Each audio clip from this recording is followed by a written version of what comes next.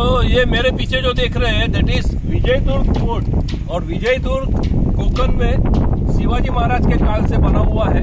और हम लोग गणपतिपुळे होके पावस होके आगे आगे बढ़ते बढ़ते एक रास्ता हमको बंद मिला तो हम 20 किलोमीटर घूम के भी आए पण, और देवगढ़ होके ये सीधा विजयदुर्ग आए। और नमस्ते, ये विजयदुर्ग किला है और विजयदुर्ग किला ऐसा बोला गया है, इतिहास में ऐसा लिखा गया है, शिवाजी महाराज ने 13 किले कोस्टल में बनवाए थे। कोस्टल मतलब समुंदर से जो प्रोटेक्शन चाहिए था, समुंदर के किनारे, जो नेवी के जनक बोले जाते हैं शिवाजी महाराज।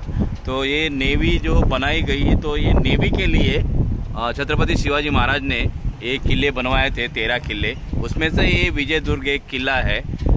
जब छत्रपति शिवाजी महाराज की राजधानी रायगढ़, ये रायगढ़ किले को कम से कम 78 फोर्ट प्रोटेक्शन करते हैं, और उसमें से 13 किले जो है वो समुंदर के रास्ते से है, ताकि समुंदर के रास्ते से भी कोई गनीम आ नहीं पाए और राजधानी का प्रोटेक्शन हो, इसके लिए ये समुंदर के किनारे किले बनाए गए हैं। और सैल्यूट टू छत्रपति शिवाजी महाराज, उन्होंने वो समय में भी इतने मजबूत किले बनाए हैं। आज 300-400 साल के बाद में भी ये किले वैसे कि वैसे खड़े हैं और अपना इतिहास बताते हैं। कितना भी इतिहास ढांकने की कोशिश करो, उतना ही इतिहास उभरेगा। मिलते हैं हम लोग आगे किले के अंदर। Thanks a lot.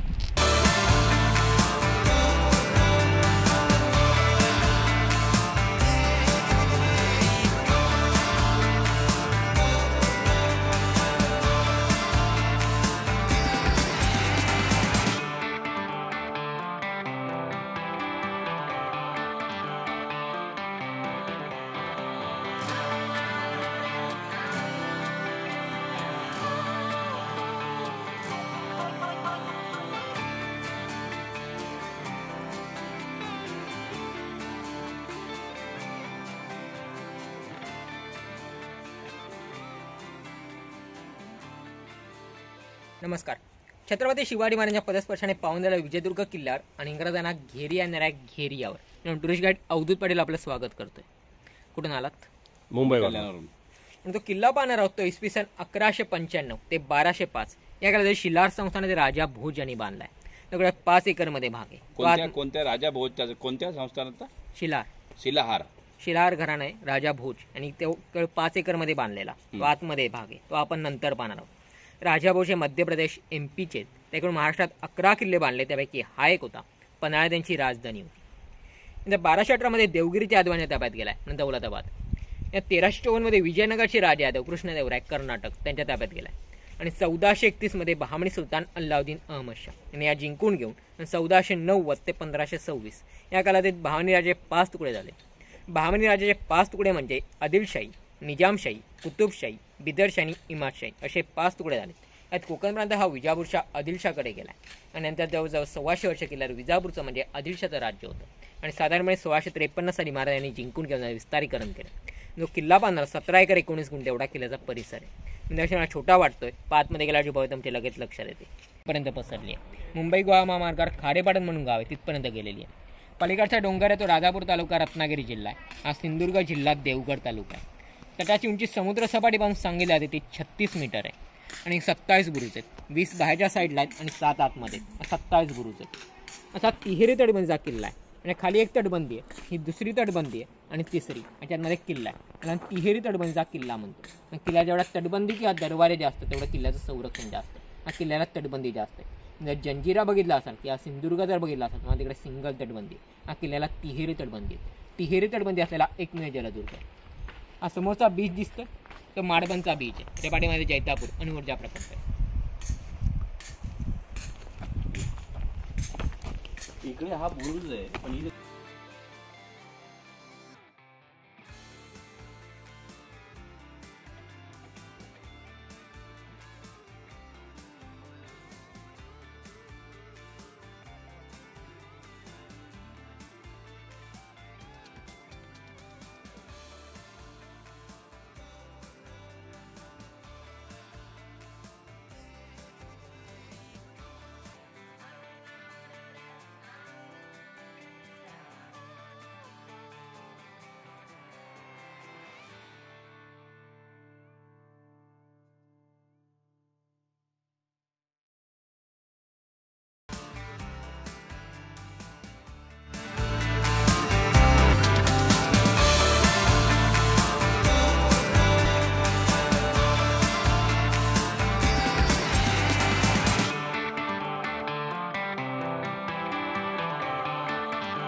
इकडे अडकतंय, अडक. आडणं म्हणतोय, अडसर म्हणतो किंवा आगळ म्हणतो.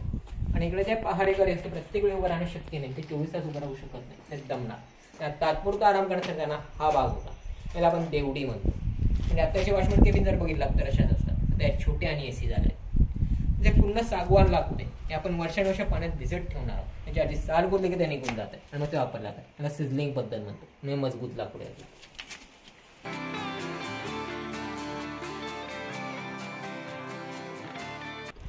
विजयदुर्ग किले के ऊपर खड़ा हूं मैं यहाँ पे, और ये पूरा समुद्र के अंदर, जैसा ये हमारे गाइड साथ में है वो बता रहे हैं कि ये समुद्र तट, मतलब जो नेवल जैसा काम वो उस जमाने में होता था. और ये हमको ये प्रेरणा लेना चाहिए कि तभी भी कितना सेफ्टी, कितना समुद्र को कोर्डन करके ये सब बनाते थे.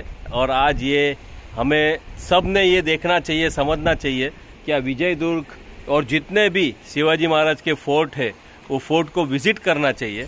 तो वहाँ पे अपना जो मैनेजमेंट स्किल है, शिवाजी महाराज का मैनेजमेंट स्किल, और बच्चे लोग को मालूम पड़े कि कितना बना सकते हैं, अपनी दुनिया कैसा बनावे, अपना कैसा समझे. और ये गाइड ने और एक बहुत बड़ी बात कही कि टेंशन लेने से कुछ नहीं होता है, टेंशन नहीं लेना चाहिए. टेंशन तभी लिया रहता था शिवाजी महाराज ने, तो इतना स्वराज नहीं बनता था.